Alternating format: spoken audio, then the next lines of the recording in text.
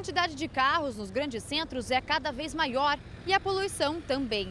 Como conciliar, neste caso, a participação social e a preservação do meio ambiente? O inventor de um aparelho que promete despoluir o ar e diminuir o ruído dos veículos parece ter descoberto. Foram 25 anos de investimento próprio para melhorar a qualidade do ar. Adaptado no escapamento, o aparelho é acionado com a partida do motor. Os dispositivos reduzem a emissão de gases em cerca de 80%, retêm partículas e abafam o barulho dos veículos.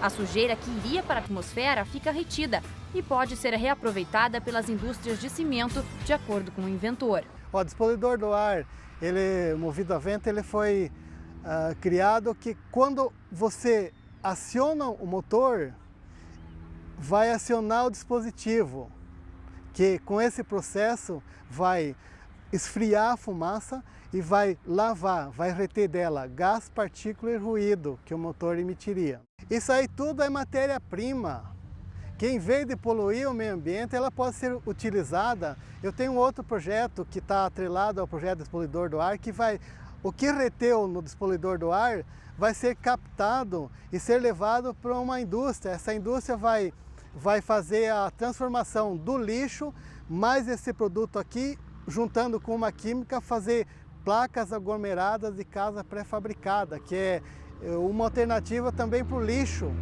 que eu estou falando poluição do ar, mas a poluição do ar, o lixo também faz poluição do ar.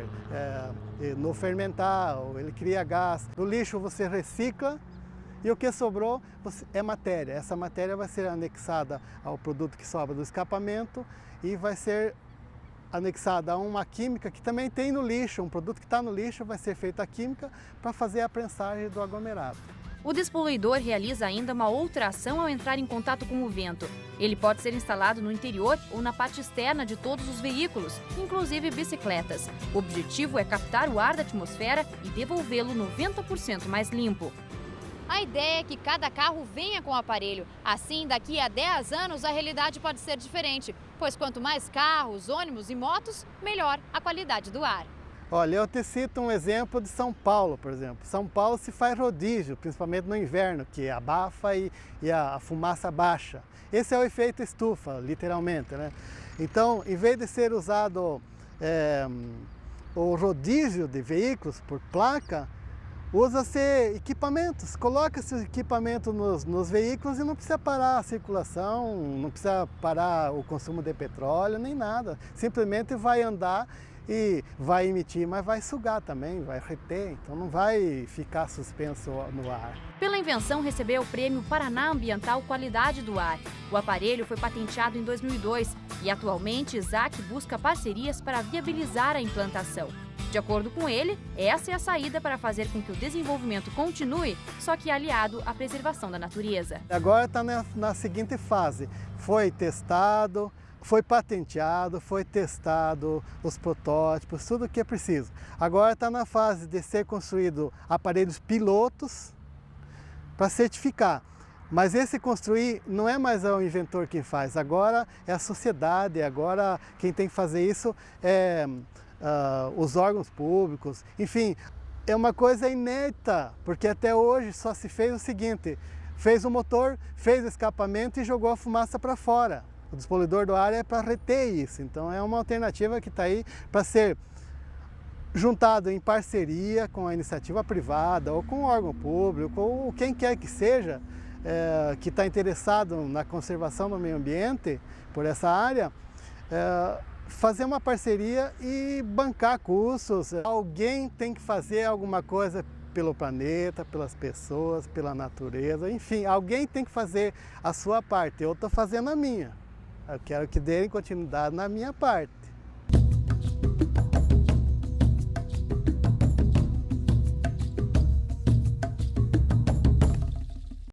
No caso dos ambientes naturais, a participação também é um ponto importante. Ela deve ser discutida para que possamos entender qual é o real papel dessa participação na criação e na gestão de ambientes naturais.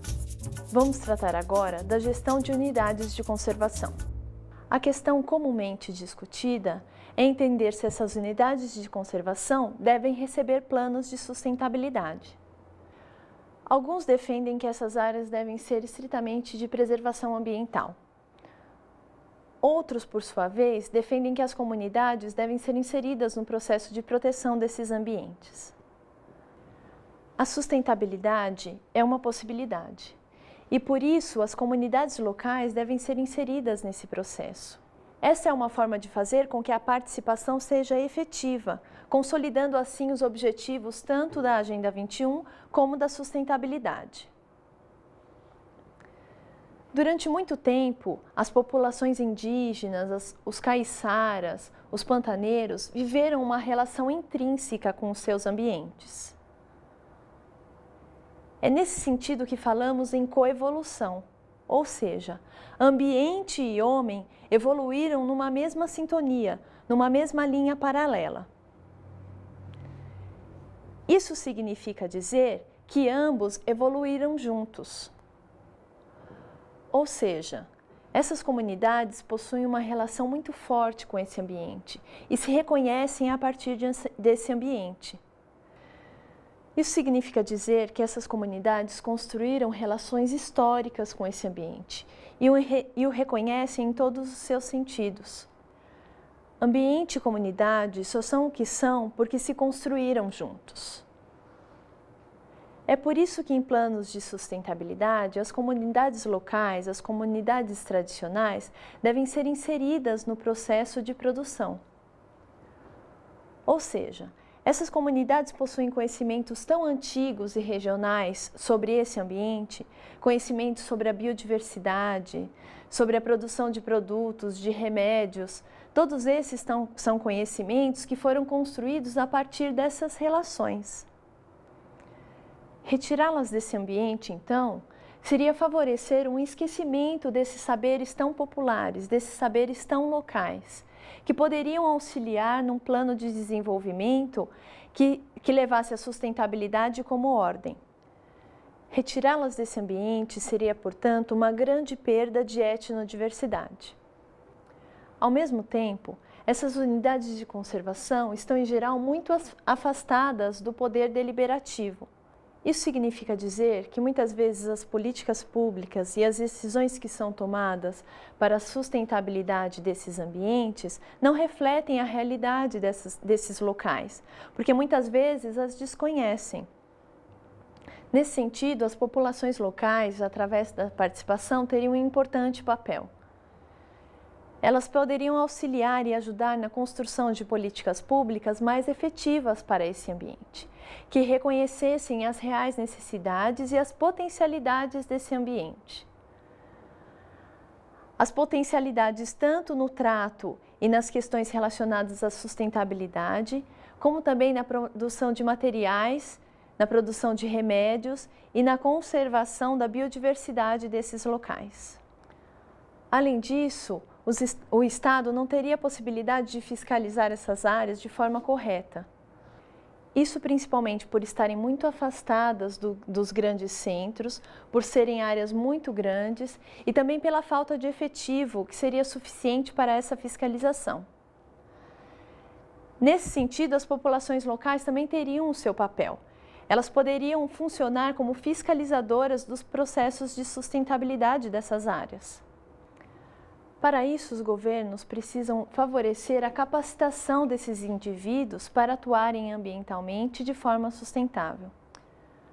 Para isso, o governo ainda precisa facilitar a incorporação de conhecimentos técnicos científicos, além de aumentar as possibilidades socioeconômicas dessas comunidades, alcançando assim um padrão de sustentabilidade desejável. As críticas a esse processo residem justamente no fato de que essas populações não possuem capacidades específicas para o trato em relação à sustentabilidade. Ou seja, para esses críticos, essas populações não teriam capacidade de organizar um processo tão complexo. É preciso saber também se essas comunidades realmente querem participar de um processo de sustentabilidade. É preciso que essas populações estejam inseridas de forma legítima, com vontade, com desejo de participar desse processo. De qualquer forma, a Agenda 21 nos diz que há necessidade de manter essas populações em seus locais de origem, porque elas fazem parte desse ambiente. Elas evoluíram com esse ambiente. Mesmo que elas não façam parte do processo participativo que busque a sustentabilidade, elas têm direito de se manter nesses locais. O que se busca com a criação dessas unidades de conservação é que elas garantam a manutenção da biodiversidade. Não importando, nesse sentido, se as comunidades locais vão estar inseridas ou não no processo de manutenção. Proponho a vocês agora que pesquisem um pouco sobre a existência da Agenda 21 na sua cidade. Será que você também não pode se inserir nesse processo?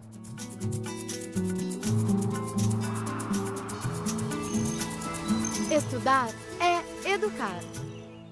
A dica de hoje é que você faça uma visita ao site do Ministério do Meio Ambiente, www.mma.gov.br.